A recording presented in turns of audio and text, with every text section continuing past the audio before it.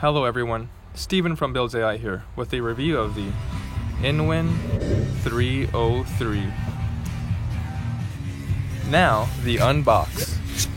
Comes with a case cover and very well packaged to protect that tempered glass side panel.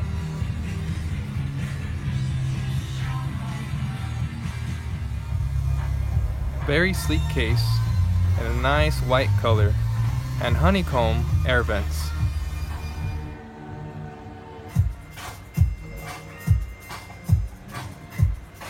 In the front, we have two USB 2.0s, two USB 3.0s, and your traditional mic input and your audio output, as well as your power button and power indicator and HD indicator.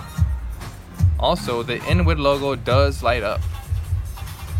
Let's take a closer look at that tempered glass side panel. The tint is nice. It's not too dark and it's not too light.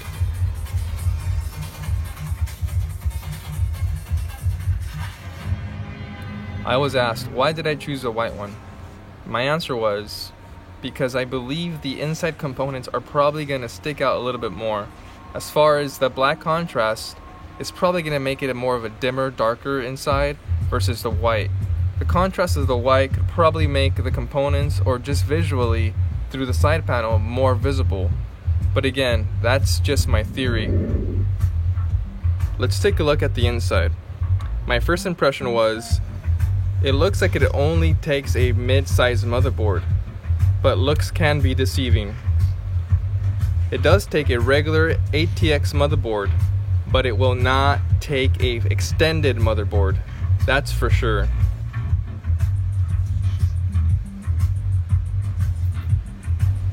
The one con about the case is the spacing between the motherboard and the bottom of the case. If you want to get that clean look, you definitely need to pre-plan on inserting the headers of the reset and power button on the motherboard before you install the motherboard. Looking at the back, you do have two spaces for two 2.5 drives, either HDs or SSDs. You can either mount them in the front or in the back. That is, of course, your choice. But as you can see, the radiator part on top, you do have the option for a 360, a 280, and a 120 millimeter radiator. But if you are thinking about mounting it in the back, think twice, because you cannot do that. I tried it myself. Yes, I am a curious little cat, and that would not work. Unless you're doing custom water cooling, perhaps that might work. But the all-in-one coolers will not do the job, especially with those small holes in there to fit your hoses, and your CPU blocks will not fit through that tiny hole. Another little thing that I ran into was the I/O shield. It was a little tricky. At first, it just seemed like, what? This thing does not fit. Yes, that is the back of the case. I am not special. But I was just trying to show you guys that if you just happen to get this case and you're like me and you're just trying to fit this I/O and you're like, what the heck, why would they make this so tiny? Is there like a specific board for this, or I/O shield? No. After reading a review on Newegg, I found that this little border and this other border, yes, duh, are for the I/O shield to be mounted on, or literally it just kind of just hovers on there. It doesn't really clip on or snap on.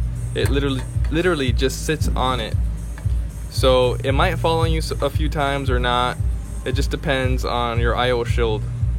But I got it on there, and at first I was like, duh. So that's how you do it.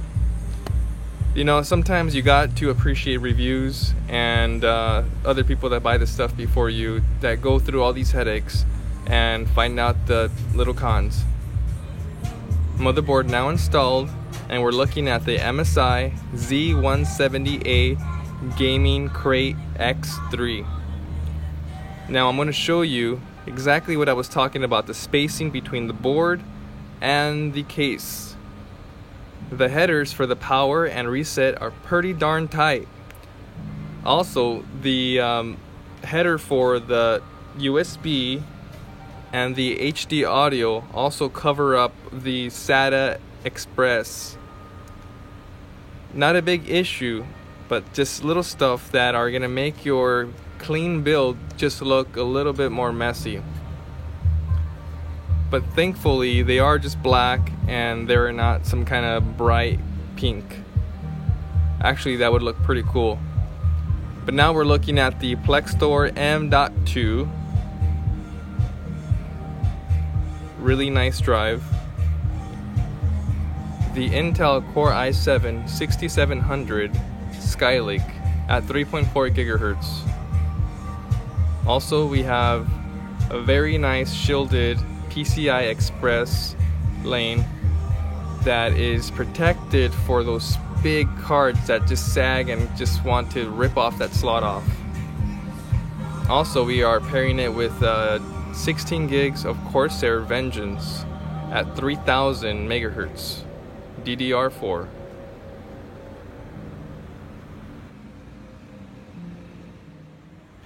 We're looking at the Zelman LQ315 all-in-one water cooler. It was mounted there for a reason. It did not fit on the rear outtake of the case. And it's not the first time I've had this issue. It's not this case, it's actually a lot of other cases. I think it's just a really bad design from Zelman. It's got like this plastic shielding on the sides that just makes the cooler a lot wider than it really should be. The radiator is mounted there for a reason. If any closer to the CPU, the hoses will interfere with the side panel and cause it not to close. Also, kink the hoses. I'm using a 700 watt Thermaltake power supply. Now, this is a really good example of what not to do. It's really bulky and messy. Not only that, but your side panel would not close.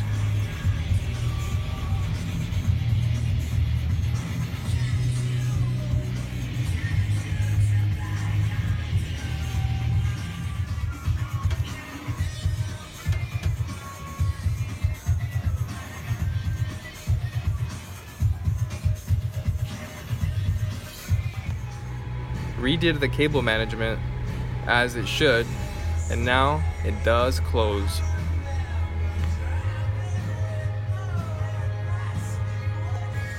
We are rocking 4 AF 120mm fans by Corsair, Quiet Edition high airflow.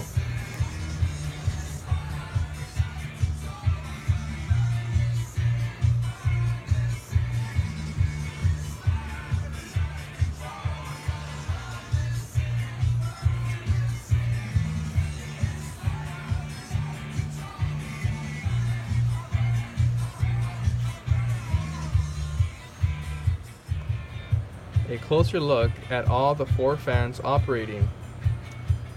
Also, we have the GTX 1060 by Zotac.